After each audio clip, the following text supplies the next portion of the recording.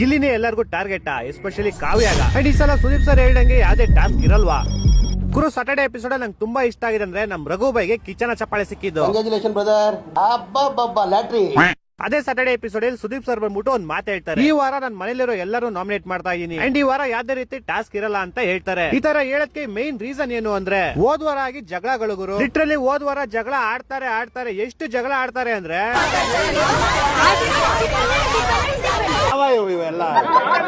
ಯಾರು ಏನ್ ಮಾತಾಡ್ತಾರೋ ಶಾಲೆನೂ ಅರ್ಥ ಆಯ್ತಿಲ್ಲ. ಲಿಟ್ರಲಿ ಜಗಳ ಆಡ್ತಿದ್ರು ಎಲ್ಲರೂ ಹೆಂಗ್ ಕಾಣಿಸ್ತಿತ್ತು ಅಂದ್ರೆ ಅದ್ರಲ್ಲೂ ರಾಶಿಕಾ, ರಕ್ಷಿತಾ, ಅಶ್ವಿನಿ ಅವರಲ್ಲ 4 ಜನ ಬಜರಿದಿರು. ಈ ರಕ್ಷಿತಾ ಮತ್ತೆ ಅಶ್ವಿನಿ ಹೋಗ್ಲಿ ಬಿಡು ಗುರು. ಅದೇ ರಾಶಿ ಮತ್ತೆ ರಾಶಿಕಾ ಅವರಲ್ಲ, ಅವರಿಬ್ರೆ ನಾಮಿನೇಟ್ ಮಾಡ್ಕೊಂಡು ಎಲಿಮಿನೇಷನ್ ಆಗಿ ಫಸ್ಟ್ ಹೋಗ್ಬಿಡೆ ಗುರು ಈ ಮನೆಯಿಂದ. ಇಡೀ ಮನೆ ಕಿತ್ತಾಡ್ ಸಾಯ್ತಾ ಇದೆ. ಆದ್ರೆ ಇವರಿಬ್ರು ಯಾರ ಕಿತ್ತೋದಂಗೆ ರೋಡಾಗ ಹೊಡೀರಿ ಲೋಪರ್ ನನ್ ಮಕ್ಕಳನ್ನ. ಇವತ್ ಬೆಳಗ್ಗೆ ಪ್ರೋಮೋ ನೋಡಿದೆ ಗುರು, ಮತ್ತೆ ಜಗಳ. ಅದು ಯಾರಿಗೆ? ಗಿಲ್ಲಿ ಮತ್ತೆ ರಾಶಿಗೆ.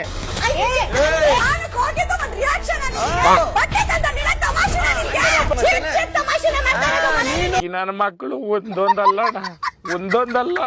ಇನ್ನು ಎಲಿಮಿನೇಷನ್ ವಿಚಾರಕ್ಕೆ ಬಂದ್ರೆ ನಾನ್ ಸಾಟರ್ಡೆ ಇಂದ ಕಾಯ್ತಾ ಇದ್ದೆ ಗುರು, ಈ ವಾರ ಯಾರು ಹೋಯ್ತಾರೆ ಅಂತ. ಅರೆ ವೈಲ್ಡ್ ಕಾರ್ಡ್ ಅಲ್ಲಿ ಕಳಿಸ್ಕೊಳ್ಳೋದು ಇನ್ಸ್ಟಾಗ್ರಾಮ್ ಅಕೌಂಟ್ ಎಲಿಮಿನೇಟ್ ಆಗ್ಬಿಡೈತೆ.